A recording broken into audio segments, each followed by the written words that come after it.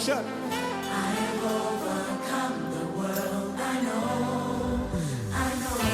Ladies and gentlemen, E. Daniels. Those who know your God will be stronger. Mountain eagles' wings, they'll go higher. No matter what the face, they won't be tired. Cause the God of Batman in the fire. Those who know your God will be stronger. Mountain eagles' wings, they'll go higher. No matter what the face, they won't be tired. Cause the God of Batman in the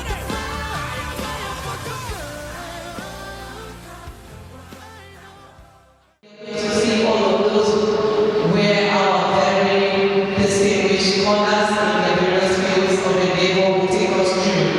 And I'm sure we're going to have a very rewarding and robust engagement this morning. I welcome you all. Before we start this program, we have to commit it to the hands of God, because without Him, we can do absolutely nothing. I have a singular honor to invite Pastor Omage to give us the opening prayer this morning.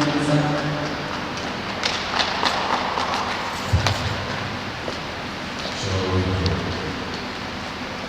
Heavenly Father, we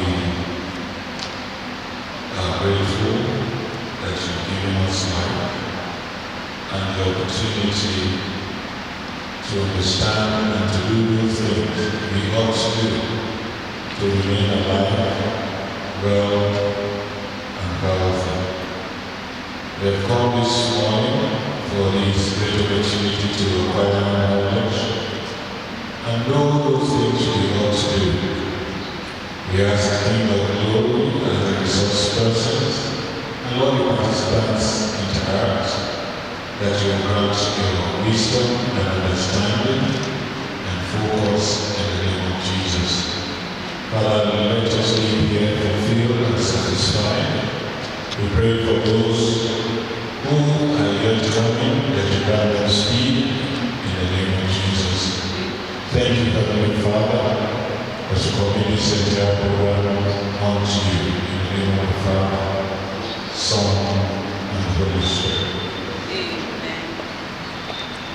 Please, a round of applause to Pastor Omage. Thank you so much, sir. We're grateful. From our program this morning, it is going to be a very short but very impactful program. So I pray your indulgence to keep an open mind, because I'm sure you're going to get something very new and wonderful that will profit your life. The visionaries of today's event, our very distinguished speakers of today's seminar, our distinguished guests, and very distinguished participants. I welcome you once again to this wonderful seminar. And the second item on our program this morning is introduction of our very regular speakers in the house and guests. I have a singular honor to recognize a woman that has distinguished herself in the field of medicine, a distinguished consultant in the field of radiation and clinical oncologist. Make welcome Dr. Tope Omage, a former registrar pharmacist council of Nigeria and a retired director in various MBAs. She has distinguished herself and has earned a meritorious service award by being a retired director with no spec attached to her name. Please now welcome Mrs. Bola Imana Abuberi. I also doctor that is here and going to show us how to create a wonderful lifestyle by what we eat and what we shouldn't eat. Make welcome Dr. Nedema Iweke, a nutrition coach. You're welcome, ma'am. I believe that this talk is only about women. I'm not sure about that. I'm sure they will come because we still have space available for them. Why I mention that, we have a wonderful guest in the house, the representative of the Ministry of Women Affairs. I pray your indulgence to make welcome Mrs. Osena Jem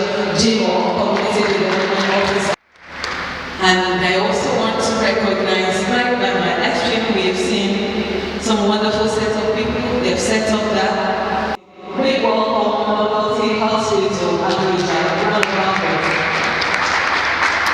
Quickly, we are waiting for our in-person participant that will have to join us via Zoom. We run our applause to our virtual participant. Thank you for joining us.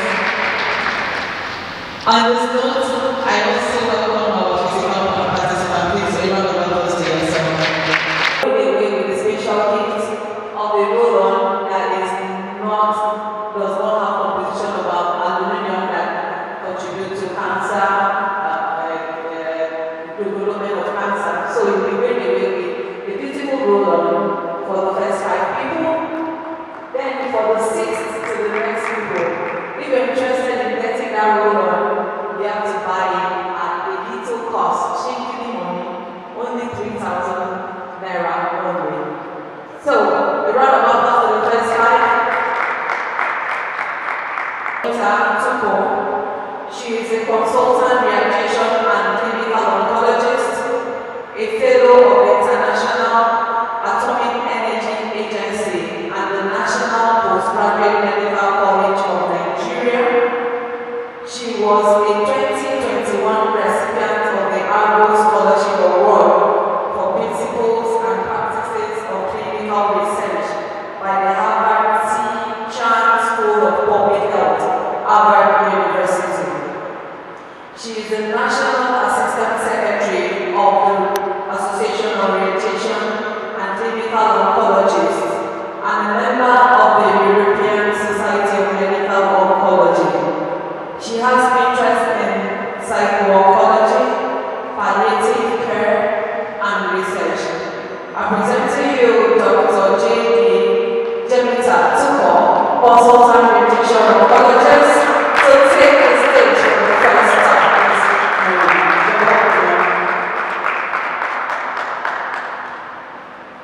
Thank you so much. Good morning, everyone. Special good morning and special thanks to the facilitator of this program.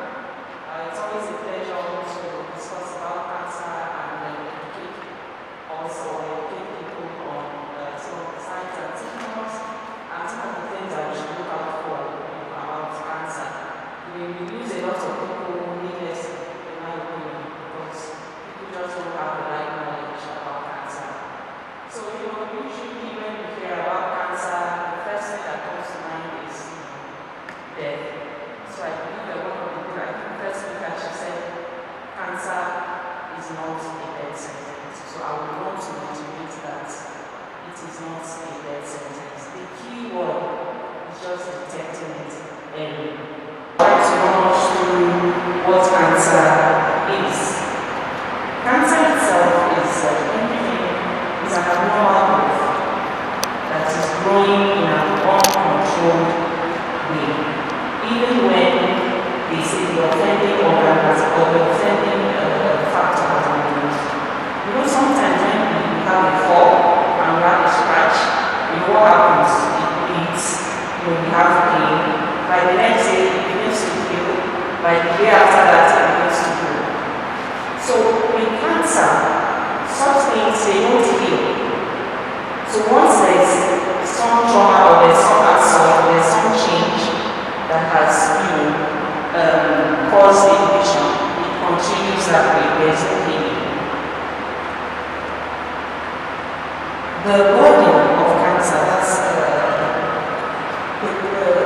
how bad, how serious is this ailment? People say it's an unwanted guess, it's kind of a condition that nobody has prepared for. We can't prepare for cancer.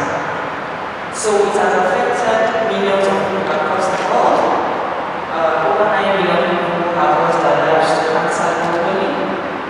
Here in Nigeria, it's not a very comfortable thing to hear. We've lost over 78,000 people in 1 year. In the year 2020, we lost 78,000, more than 78,000. That's a more than COVID, isn't it? It's almost 100 times. So it means it's really claiming the lives of young and old Nigerians. It's a problem, it's a concern, it's something that we really need to take seriously. So what are those factors? I can't tell you that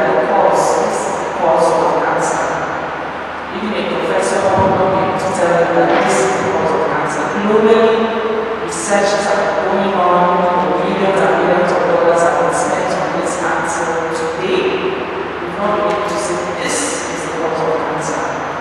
Now we know if I ask maybe I was okay, it's something happens when the mosquito bites you and all of that. If you have your treatment, they are done with your treatment. Pneumonia, the same thing, we are able to know what is the cause of pneumonia, there are some organisms and all that. When you get your treatment, they are done. But cancer is really difficult. I think this is one of the reasons that has made cancer in such an enigma. But we know the risk factors. So sometimes I'm careful to say certain things. This thing can cause cancer. It's a risk factor that can increase your chances of getting cancer. So now, the role there was a time I had a lecture with the road safety community, and then I tried to make an analogy of risk factors and driving. Our road safety will advise you if you're on the highway, you ensure that you maintain a certain speed, ensure you have your seatbelts, okay? Because if you don't do all these things, if you don't have your seatbelt on, if you are speeding, the likelihood of having an accident is high. If you do the proper thing, the likelihood of not having an accident is very low. Now, does this mean that if you put on your seatbelt, you drive by the road, you will never have an accident? No. So these are the ones you should try to take for your chances of doing certain things, put you at a higher risk of getting cancer, and all of that. Because sometimes some people say, well, I've been smoking for almost 20 years and nothing has happened to me. Well, you may be lucky few. But doing certain things will increase your chances of getting cancer.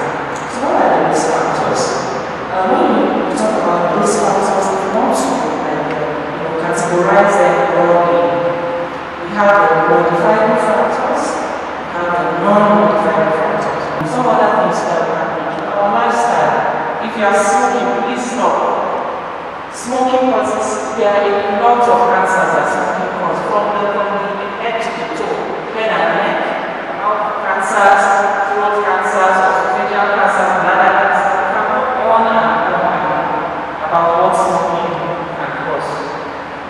Alcohol also, so we have to talk about lifestyles there. So smoking, if you are smoking, please stop. If you are taking alcohol, if you can stop it, will be fine, but reduce your consumption. Alcohol also can be exposed to certain cancers.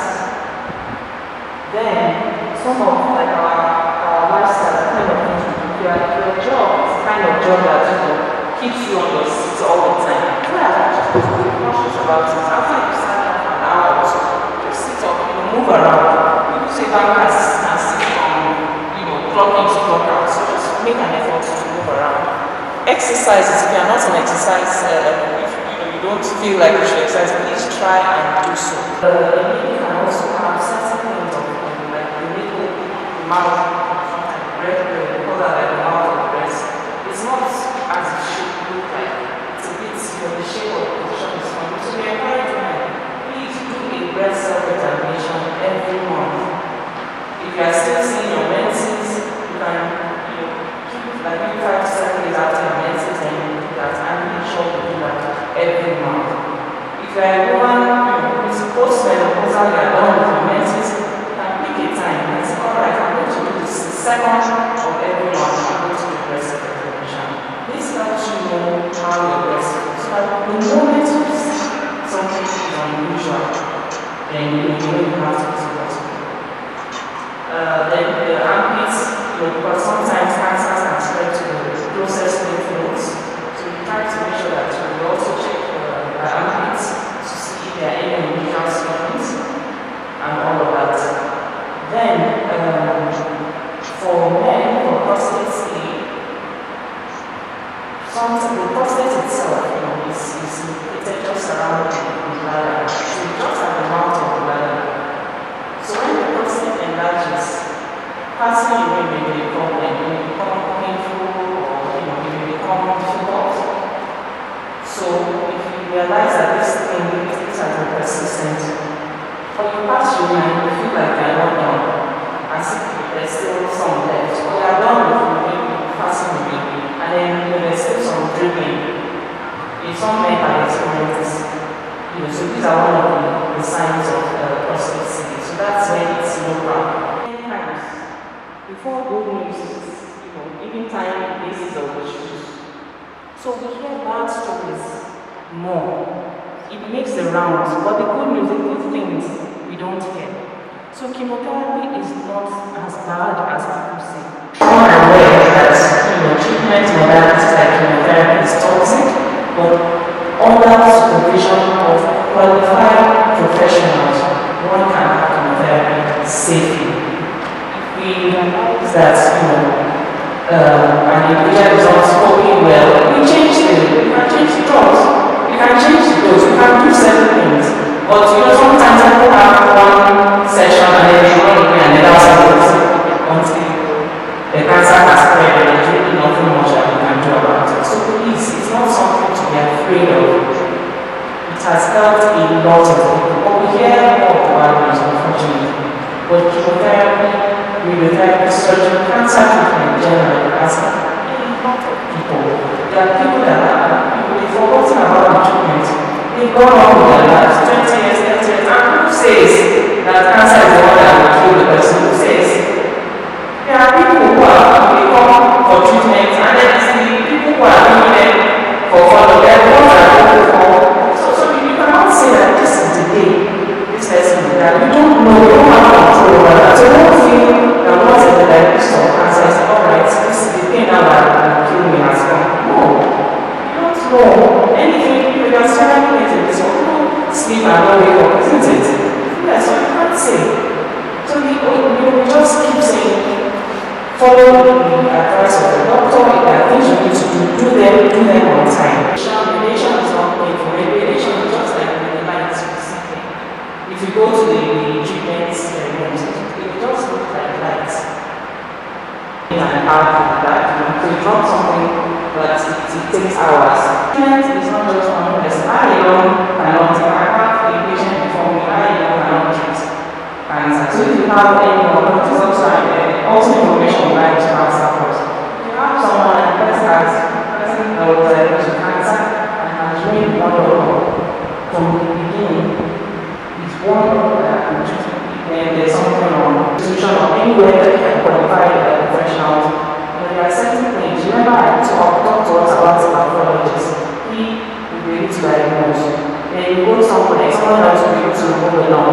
You go somewhere, they give chemo and radiotherapy. You go somewhere, there's also the aspect of psycho-oncology. Okay? That's very important. Sometimes we feel that as Africans, we are strong, we are very strong. No. We also need some psychotherapy.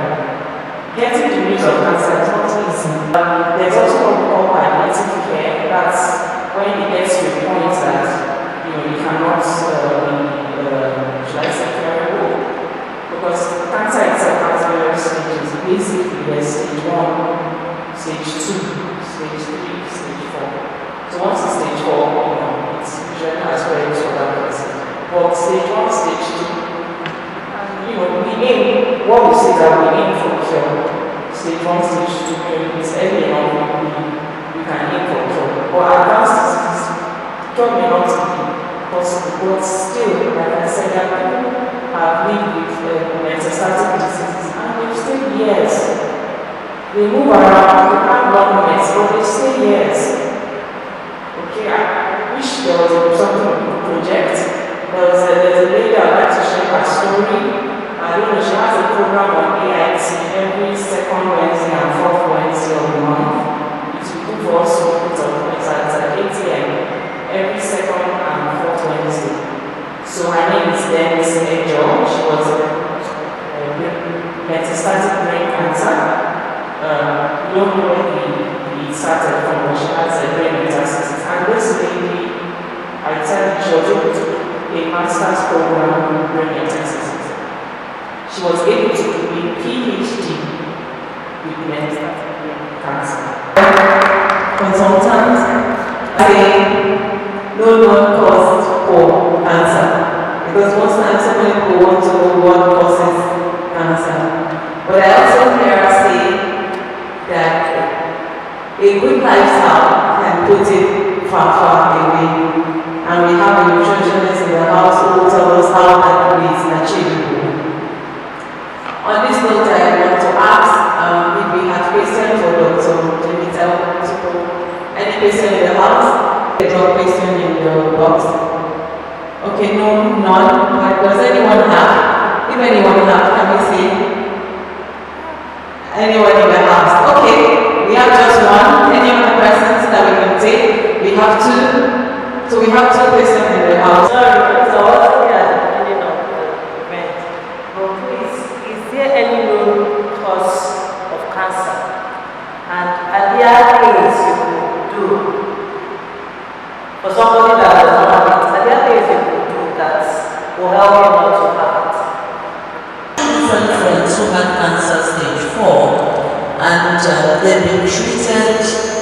Well, I don't know whether to say the cancer is cured or is that it's in remission.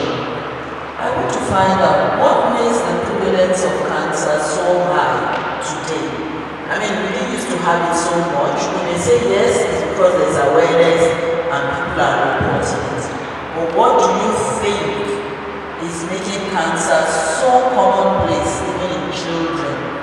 And are there things that we can do? Because we know that even most of our food, they are genetically modified. There's pollution and so on and so forth. You cannot really isolate yourself from the society. So what would you advise that one can do to at least minimize the risk? Thank you. Thanks for treatment for oncology. I mentioned in my lecture when I talk that treatment of oncology is not a one-man affair. There are a lot of people involved. We have the nutrition. If you have a good oncology team, you have everyone is on board. From the reverend, from the priest, to the imam, to the nutritionist, to the social worker, the surgeon, everybody is on board because there are a lot of aspects to cancer care. So psycho-oncology is a field that is coming up in Nigeria. Now, even oncology itself, like in my field, I don't think the residency program is up to maybe probably just about 20 years. Okay, in the country today, we are up to 60 or 70. In the country of 200 million, not to talk of psycho-oncology. Usually it's the clinical oncologists that take care of that, psychiatrists as well. So how many of them? Of course, we all know of the exodus that is happening with healthcare provider. We don't even have enough, and the little we have, are finding their way out of the shores of the country. So sadly, routinely, it's not done, not because we don't know that it should be done, but the hands are so few.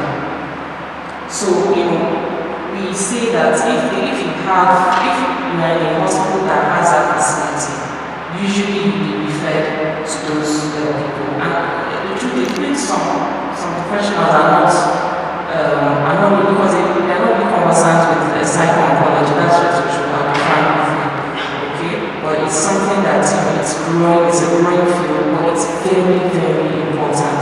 Even the caregivers, even for we the professionals, sometimes it's not easy to keep having this kind of thing. So we also need some kind of therapy. So really it's important, and I hope that this could happen. It's not all, I was just about saying perhaps the Ministry of Health can create a table or a desk for psycho-oncology, because I know they have a desk for cancer.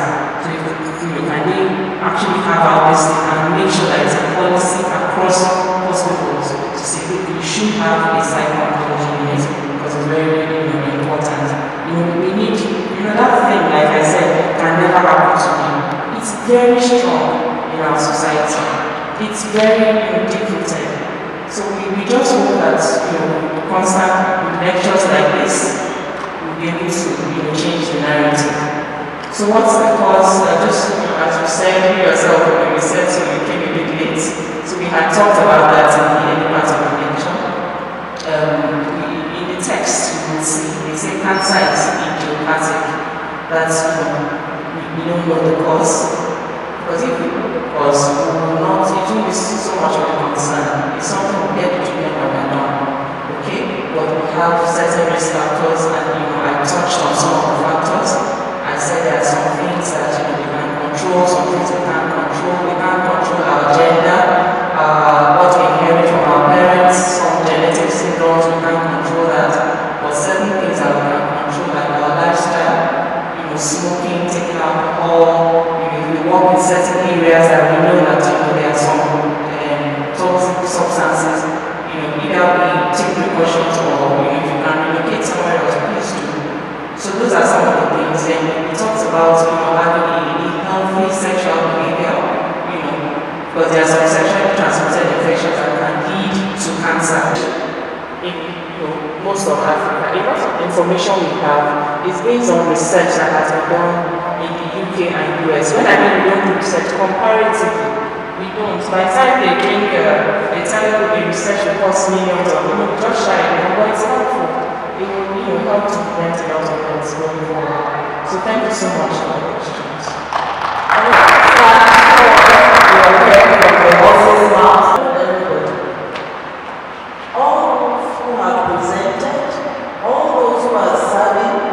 They are doing all of these things pro bono. We, as an NGO, and that is very lean, we are able to pay them, especially our oncologists. They earn in euro, they earn in dollars. So on behalf of HEFWAYE, we want to appreciate you for that which you have done in the life of men and women, both physical and virtual. On this note, I want to break the conscience of the representative of Ministry of Health to give us a 3-minute goodwill message and welcome to the podium Dr. Mrs. Adisa Idris.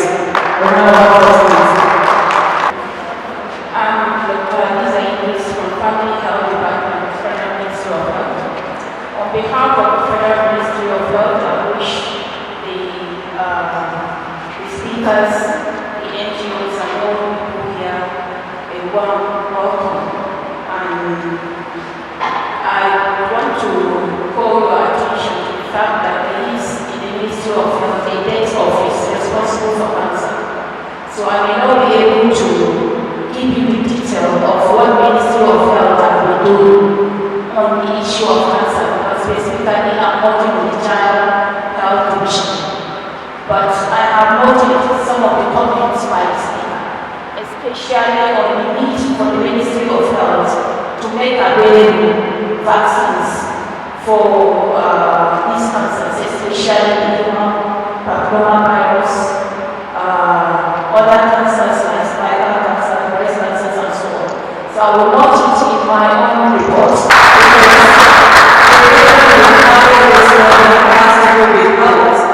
We have the endorsement of the Ministry of Health. Thank you so much, Dr.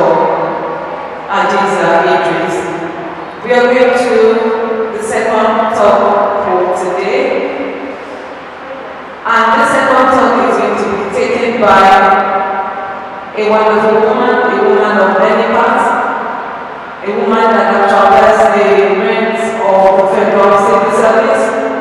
She is the former Registrar Pharmacist Council of Nigeria, PCN. She is a retired Director of Pharmaceutical Services, Federal Ministry of Health, retired Director, National Orientation, Ministry of Information and Culture, and National Orientation, amongst others. She had a very rewarding and very impactful time in the Federal Civil Service. Make welcome Mrs. Bola Imana Aguero.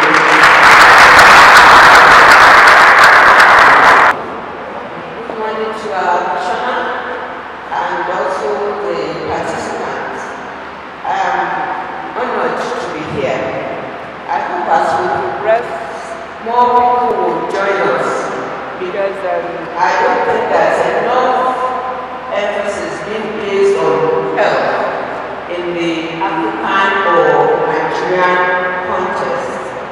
It is imperative that Nigerians pay more attention to their health needs because we know that health is wealth.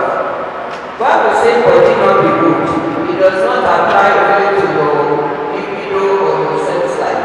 It applies to you yourself.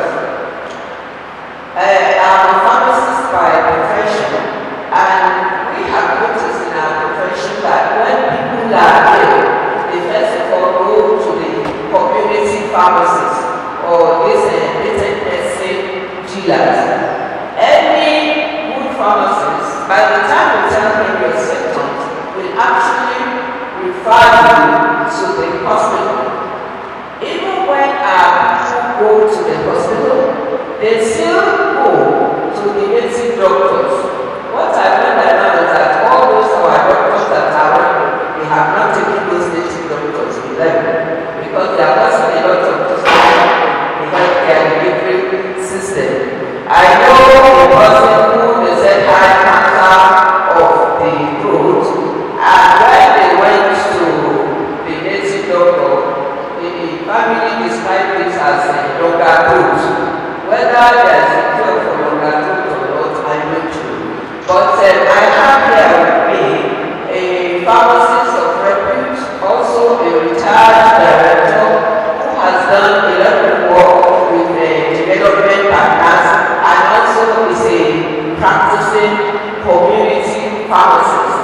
So he will be able to answer all those questions that you may need to know at the community level.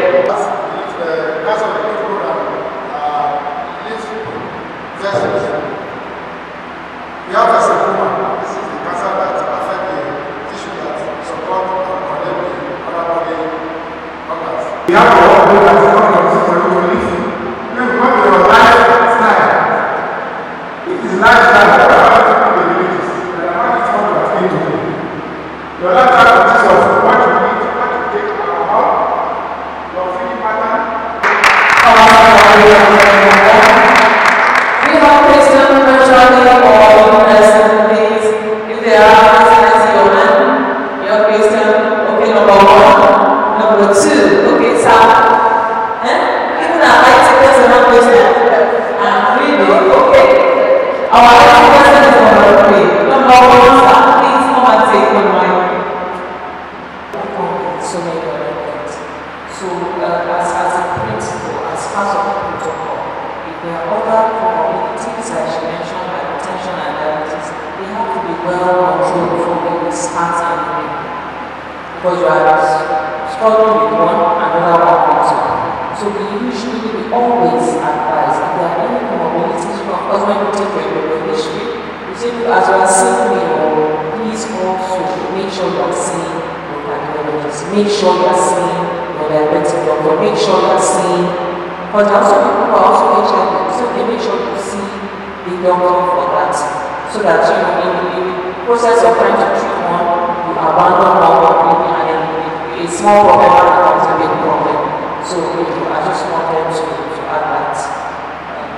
Dr. Tope, since you're holding the mic, please respond to the question of the first person because it has to do with your paper. He asked the question, the person. Okay, so we talked about that. If I can recall, talked about you said you're having symptoms and all that. So I don't know if maybe afterwards we can have a one-on-one. So it does mean, like I said in the lecture, there's only one diagnosis, and that's a pathology report that can say, for sure that this is cancer. But I'm glad we're able to see these are some of them are really, and they're to put for us to investigate some more. Usually what we do with PSA test, if it's way above the normal, we go for imaging, and do an ultrasound or we look at an MRI, it's a bit on the high side, but it's worth doing. So if there are other things or there are other regions, then the surgeon can take it out and look for that. Well, I'm sure it's probably nothing, but it's still good to be able to have the second look. So after the lecture, I can share my number with you and talk further about it. Thank you, Dr. Jemita. First of all, is Dr. Jemita, oncologist. Is cancer transferable? Is it hereditary? Like if somebody mother has, let's say, has cancer, and daughter has cancer, if the father has prostate cancer, and so on. Is it something that's? Thank you. That it's part of the risk factor that we say we can control. So like I said, just as we inherit, our body shape, our eye color, our hair texture, just as we inherit it from our parents, we also are hypertensive, diabetic, we are big and inherited. So yes, cancer can be inherited.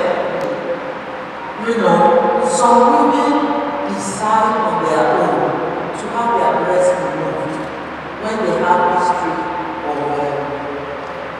when they have a family history of cancer.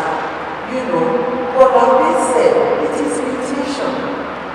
In the street parlance, we say it is cells that are going crazy.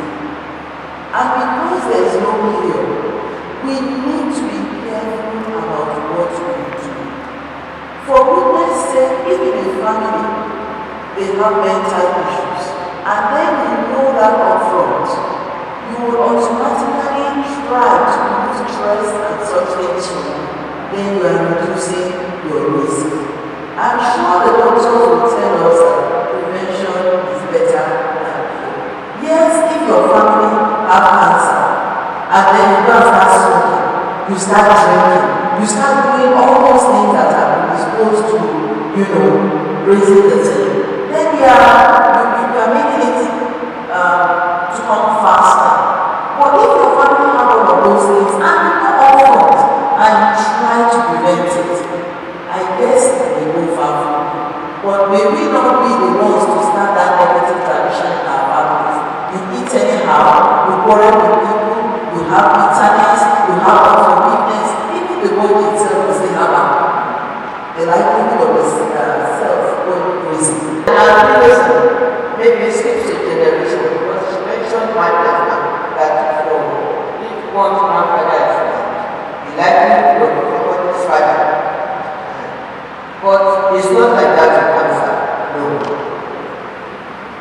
Thank you very much. I think that was a very robust and non-engaging conversation. That was our second talk. But before I call on the presentation to our second speaker, I pray the government to make welcome and back to the high table here, the representative of the Ministry of Women Affairs, Mrs. to the high table is the round of applause to her. Then the representative of the Ministry of Women Affairs, our next sister, Mrs. Hosina Jimo, Community Development Officer, to give us a good message from that ministry. Please a round of applause to watch the stage of Jimo.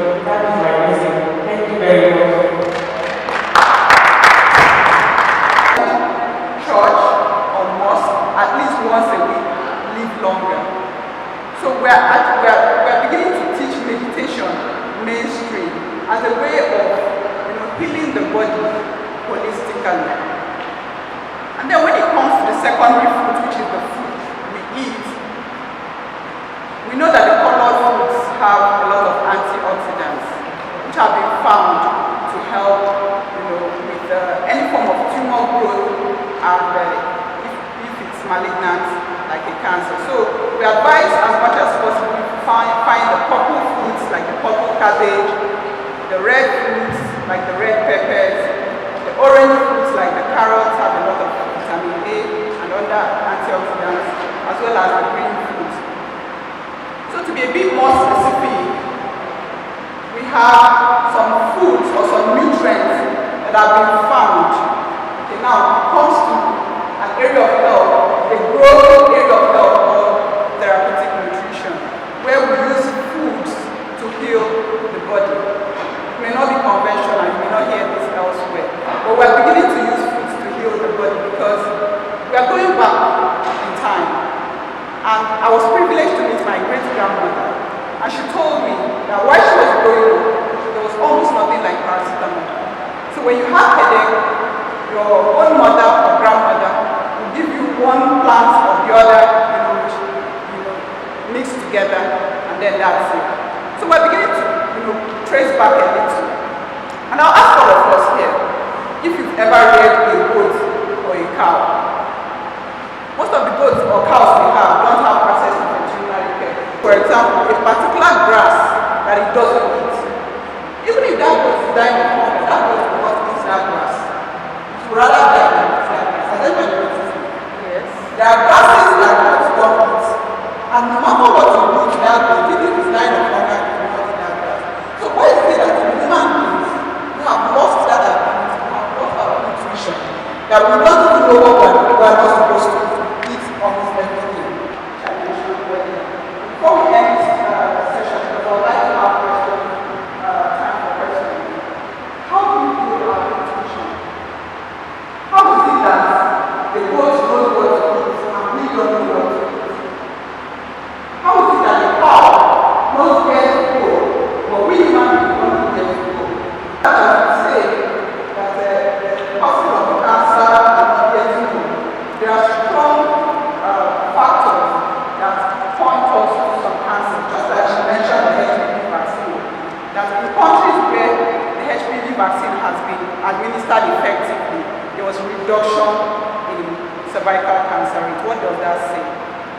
So we have other forms of research that have pointed towards some other things, which you can use it for your personal use. I'm not saying take it to the bank, but just for your personal use. For example, ladies, if you look into research, it's been found, okay, I was watching a BBC documentary where in Senegal, a lot of women who had breast cancer were either working in a salon or had worked for a salon.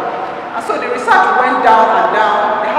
They tried to isolate some factors, and they said as much as possible for women, if we can do away with hair relaxers, we will be better off for it. There's no concrete evidence to that, but we'll be doing ourselves a lot of good by minimizing the use of hair relaxers. The second is fluoride use. The dentist will fight me, the pharmacist will fight me, but I will say that research has shown in rats that fluoride use has been attributed to bone cancers in rats. Now, human beings haven't presented themselves for research. Of course, nobody will want to be used for such a research. But it has been shown in rats that excessive use of fluoride has that effect on rats. So, how do we use fluoride? A lot of us have toothpaste that contain fluoride. And the same, we shouldn't use excessively. If you're in your 40s, you've used it every day for 40 years. What else is excessive? So if you must use fluoride at least once in a year, no problem. But if you must use fluoride every day, it's not advisable as much as possible. So these are some of the small things or salient points that we have in common with those in the village. The fluoride toothpaste are being banned in several countries, and Africa usually comes last. So when I tell people about non-fluoride toothpaste, which are available now in Africa, people tell me, how can a small bottle of toothpaste be 4,000? And yet, I get another brand, which is 100 naira and even free toothbrush. And then I ask you, that thing that is free or seemingly free, who is paying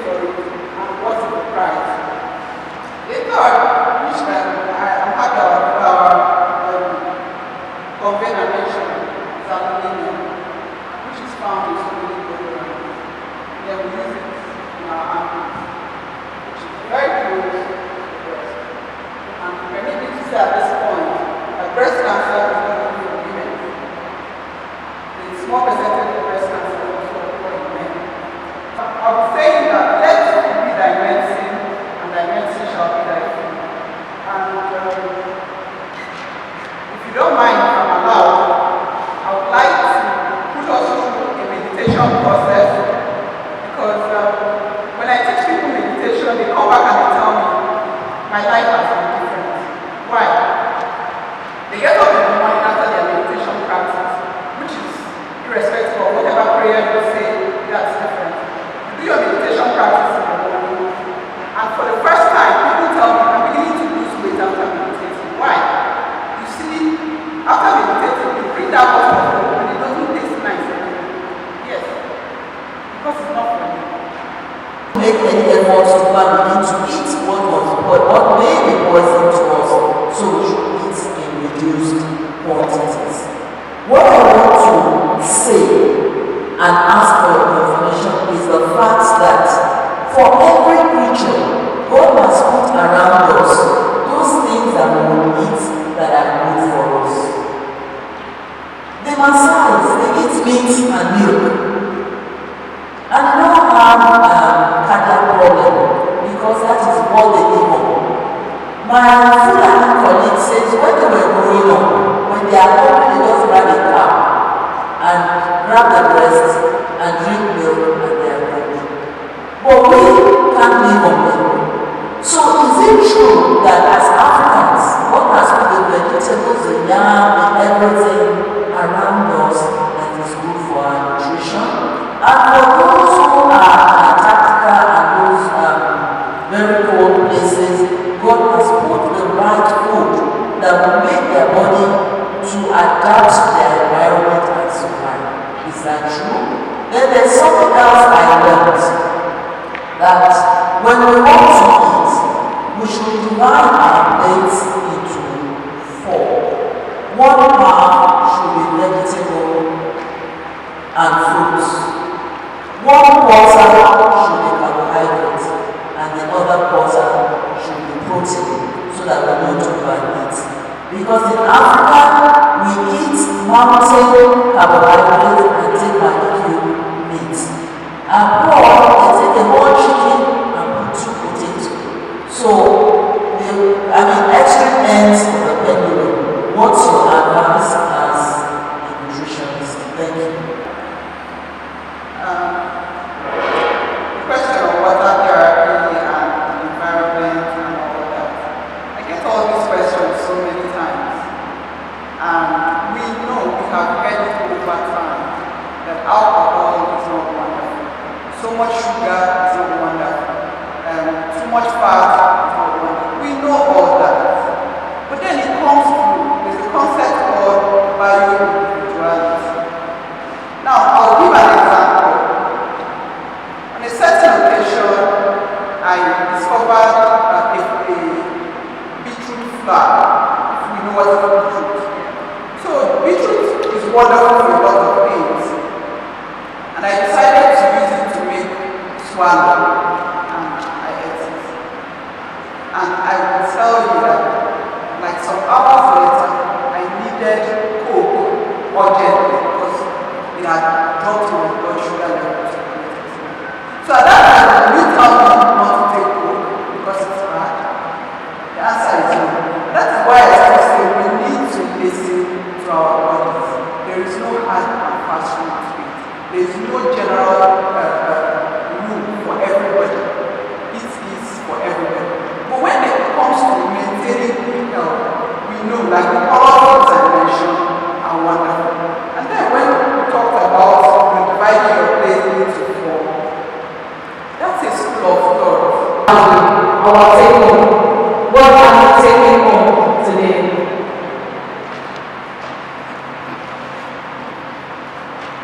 The representative of Humanitarian Affairs, Mrs. Machi, to please make the presentation to these early birds that arrive at venue as early as 10 or before 10.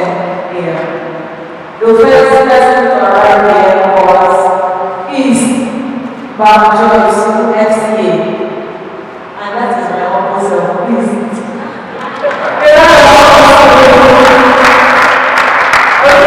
Dr. Negema, please, what is your takeaway on the session you handled this morning? The key takeaway for me is prevention is still better than early detection. That's one. Two, our lifestyle is very important in cancer prevention. So we're not giving up because we still have that hope that we can mitigate against a lot of these conditions through our lifestyle. Thank you. Prevention is better.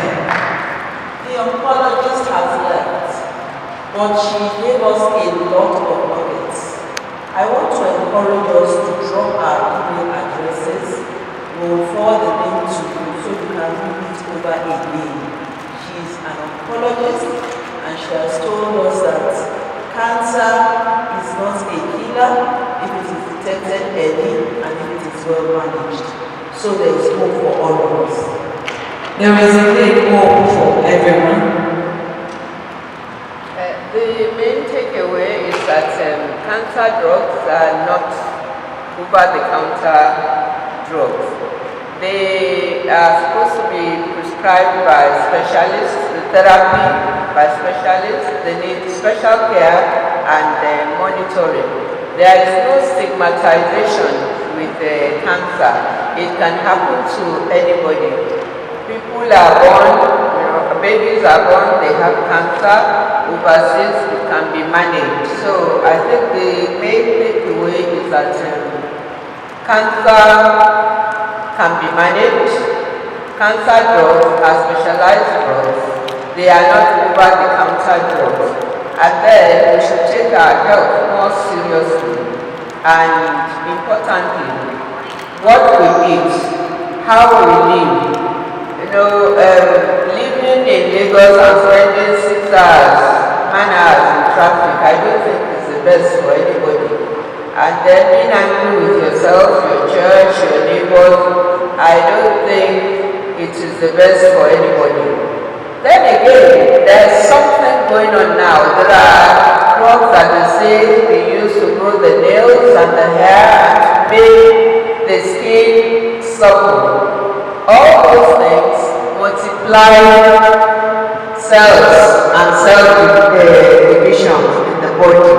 We must be careful what drugs we take.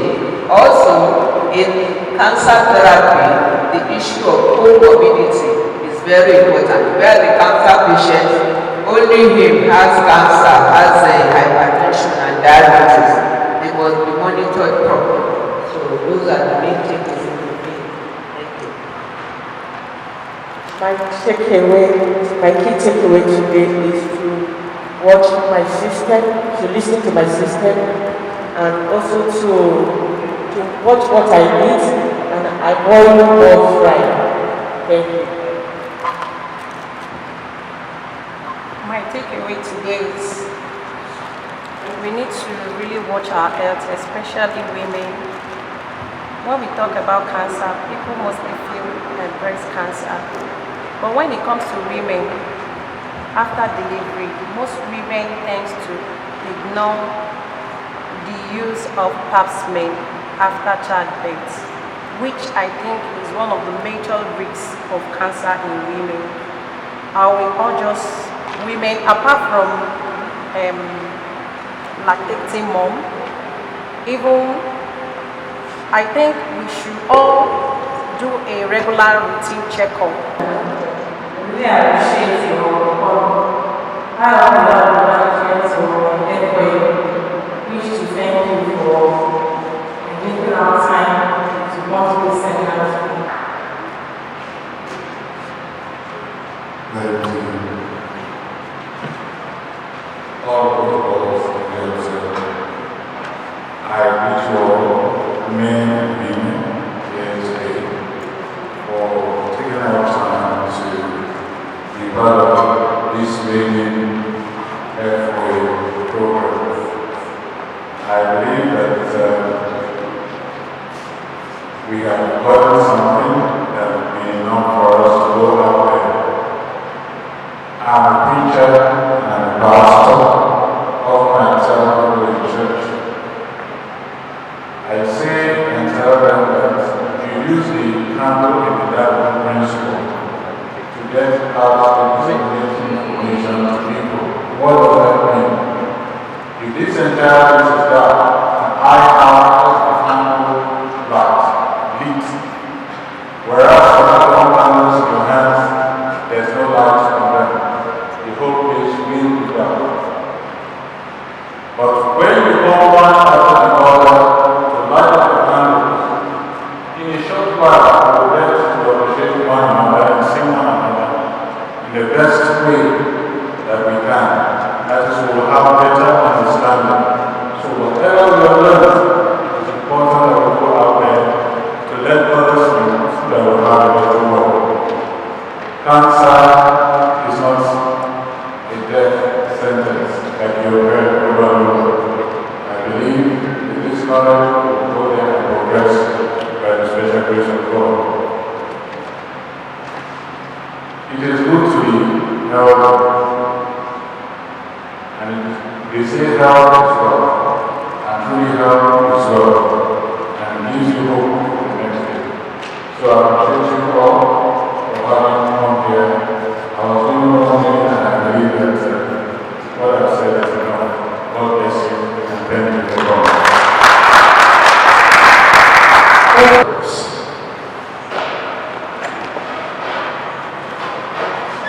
In Jesus' name.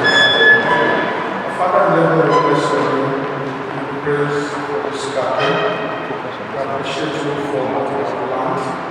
We are grateful to you because you are mindful of our health. Lord, we ask in the name of Jesus Christ that everything that you have planned will grant us the grace to be able to use, so that our health will not be challenged by cancer and the mighty name of Jesus. Someone is already afflicted by cancer. Lord, we pray for such a person in the mighty name of Jesus that you are really bound to talk to our rest and be a healing to that person in the mighty name of Jesus Christ. And the visionary of Heritage for Women and Youth Empowerment Initiative, HEFWAYE. I am happy that today's event took place. I know a lot of women that are struggling under the scourge of cancer. Some think it is a life sentence, some think it is a death sentence, some think it is the end of the way. But because I have had one or two friends who had stage 4 cancer and they have been declared clear of cancer, the cancer has gone into remission, they are cured. So I feel that maybe those who are struggling under ignorance and just fear. I decided to go into this with my NGO to help women information on how to prevent, how to live with, and how to cure cancer, and how to have a full life. This thing was planned. The HEFWAYE is a very lean NGO. We are not big on overheads, but we do big things. We have done many things. We have built classrooms for primary schools. We have empowered women with grants to start life. We have paid some school fees. We have helped some people to acquire skills. If you feel led to join HEFWAYE, you can join in your own way. We need support, we need volunteers, we need gifts in cash and kind. Glad that this event took place. Cancer is preventable, cancer is curable. Cancer drugs are not over-the-counter drugs. A doctor must prescribe. We have to watch what we eat, we have to watch our lifestyle. Thank you to everybody who was a part of this. Thank you, Ministry of Health. Thank you, Ministry of Women Affairs. Thank you, Ministry of Humanitarian Affairs. And for all those who contributed in one way or the other, I say a very big thank you. God bless you.